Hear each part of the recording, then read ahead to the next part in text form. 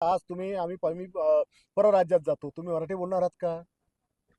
मग तुमच्या मुंबई, ठाण्यात, पुण्यात सगळ्या ठिकाणी KG1 KG2च्या इंग्लिशच्या सूट शिकतात, जिथे MPSC शिक्षण होतं तिथं तुम्ही हिंदी तुम्हाला कंपल्सरी, मग तुमच्या पोरांना तुम्ही हिंदी नाकारता का तिथे शिकायला?